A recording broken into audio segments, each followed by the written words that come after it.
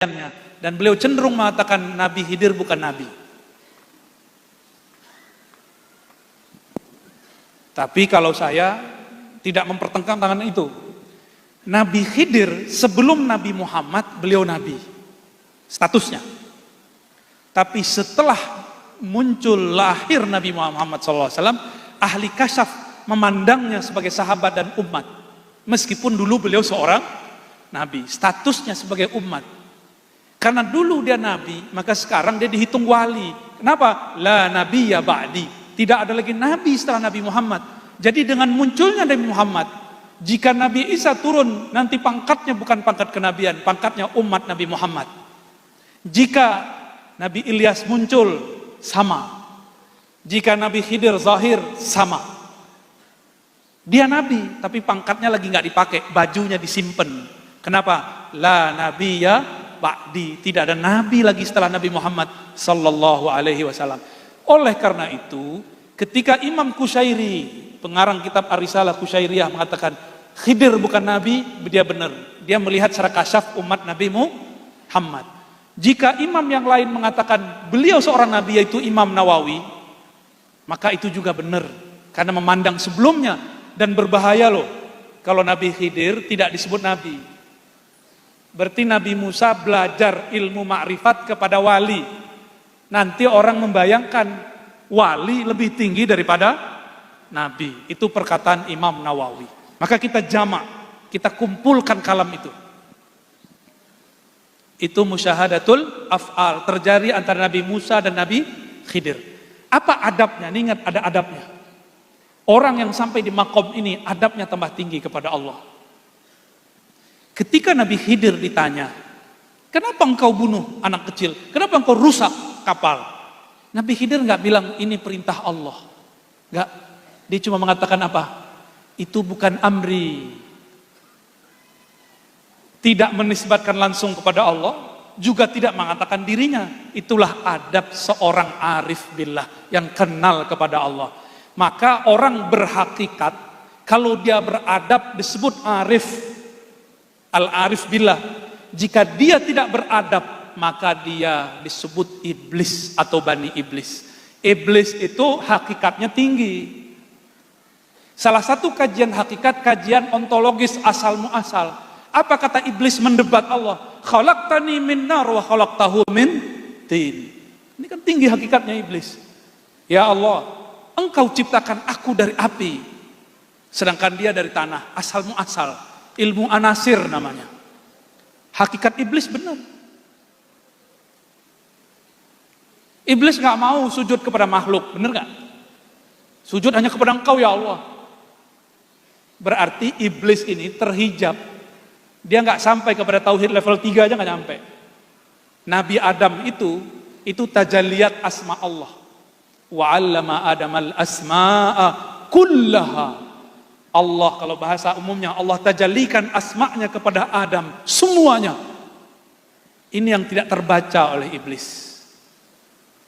Maka jangan heran orang-orang ahli zikir, ahli kolbu, itu tidak akan dapat dibaca hakikat kolbunya oleh orang-orang yang masih pada tataran-tataran rasio dan intelektual, atau baru baca-baca kitab yang tertulis, belum kitab yang tersirat. Itu dimaklumi. Oleh karenanya dalam kitab Qawaidut Tasawuf karya Maulana Al-Imam Zarruq Asy-Syadzili, apa kata beliau? Ingkarnya fuqaha, orang-orang zahir kepada ahli batin, ahli kewalian, ahli tasawuf, itu ma'zur, dimaklumi. Orang syariat ingkar ke ahli hakikat, dimaklumi. Kita nggak usah marah-marah, ngamuk-ngamuk. Tapi kalau ahli hakikat ingkar kepada orang syariat, itu zindik. Kenapa? Dia tahu pentingnya syariat. Kalau orang syariat nggak ngerti hakikat, ya seperti anak kecil salah dimaklumi nggak? Dimaklumi. Makanya slogannya dari dulu gitu. Mohon maaf nih kalau para kiai ada yang ngomong begitu. Benerin aja syariat ente, tar dapat hakikatnya. Kita sempurnakan kalam ini. Benerin syariatmu dengan hakikat. Itu yang benar. Yang pas insya Allah. Karena tidak ada namanya tanaqud baina syariah wal haqiqah. Disinilah pentingnya adab. Sayyidina Al-Khadir Balya ibn Mulkan Abul Abbas alaihissalam tidak menyalahkan Allah. Dia cuma menafikan itu darinya, lalu menakirohkan, tidak menyebutkan sumber siapa yang nyuruh. Kalau Nabi Musa faham, Nabi Musa tidak akan protes.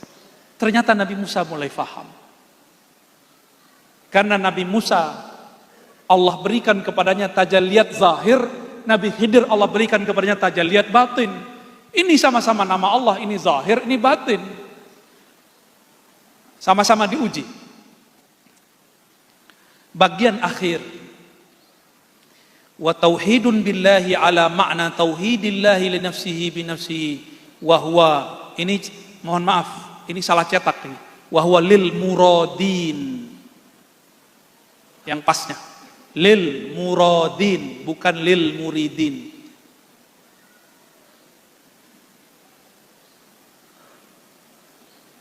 Kalaupun di naskahnya tertulis begitu, dia tidak munasib. Maka yang munasib adalah murad, bukan murid. Tauhid kepada Allah tadi musyahadah bil af'al, ya. Maka di level ini ada dua tangga besar, yaitu musyahadah bis sifat wa bizzat, dua itu. Itulah makomnya muradin, murad. Murid yang sudah wusul namanya murad. Murid itu masih mikir, wah ini Pak Kiai Nizam nih nyuruh zikir 5.000, zikir Allah Allah Allah Allah Allah Allah. Itu masih murid, masih berasa capek di kaki.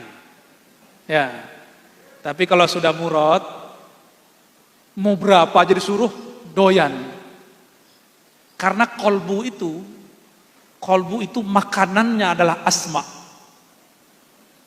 Ini kalau dikasafkan Allah ini kolbunya mas-mas dan mbak-mbak ini, itu dilihat kolbunya sebagian besar kurus. Karena kurang asupan gizi asma. Nama Allah Subhanahu, Rasul sallallahu alaihi wasallam awal terima wahyu, Iqra bismi rabbik. Iqra secara harfiah baca. Tapi lihat kamus mu'jam. Iqra qara'a bima'na jama'ah. Benar? Salah satu makna qara'a jama'ah. Maka beberapa masyayikh kita mengartikan Iqra bismi rabbik, ijma', kumpulkan himmahmu, semangatmu, kolbumu dengan nama Rabbmu. Kumpulkan, sebut nama Allah. Turun Al-Muzammil sama wazkurisma rabbik, sebut nama Rabbmu. Maka jika boleh kita bersyukur, berbangga dan bersyukur atas nikmat Allah, zikir khafi, menyebut nama Allah dalam kolbu, ini adalah kholwatnya Rasulullah di awal-awal terima wahyu risalah.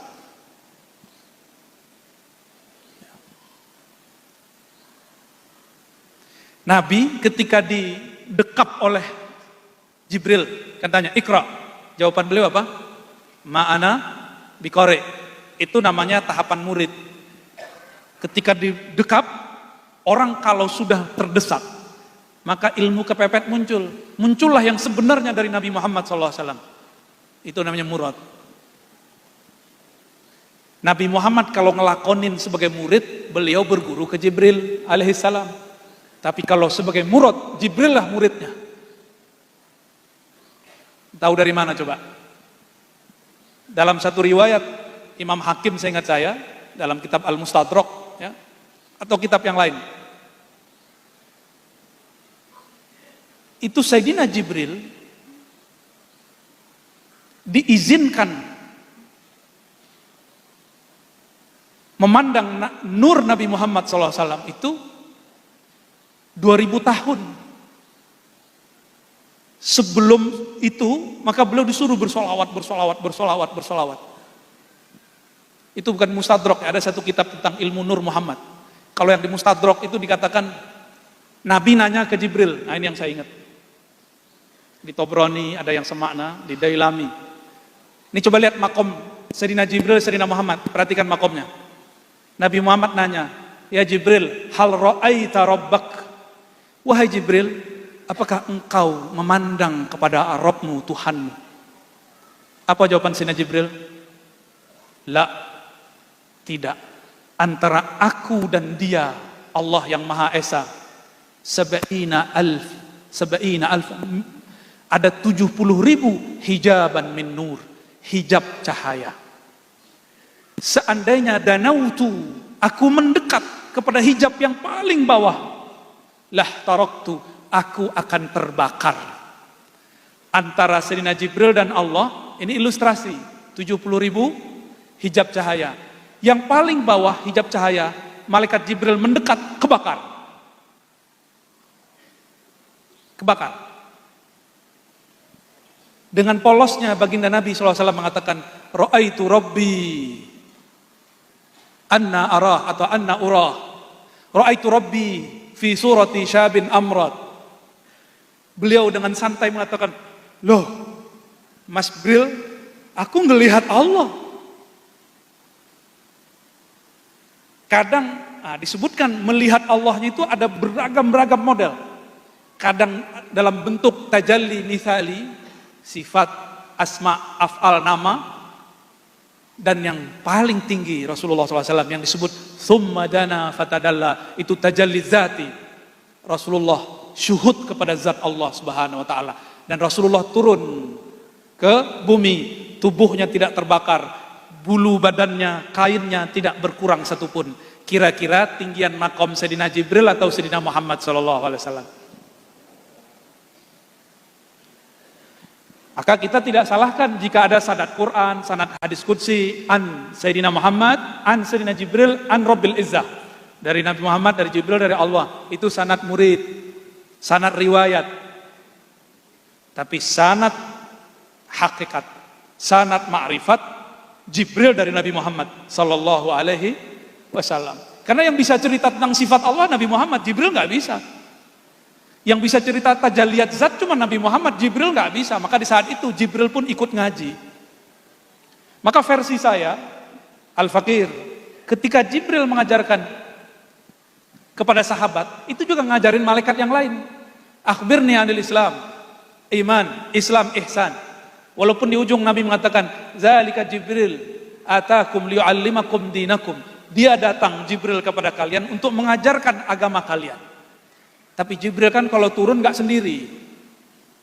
Ini kalau ada pejabat saja nih, atau TNI Polri yang sudah punya pejabatan, dia datang kan nggak sendiri. Itu baru jabatan bumi, gimana jabatan langit. Jadi Jibril kalau turun, itu ada ribuan malaikat di belakangnya. Itu semuanya ngaji kepada Rasulullah Sallallahu Alaihi Wasallam. Maka inilah dinamakan rahmatan lil alamin.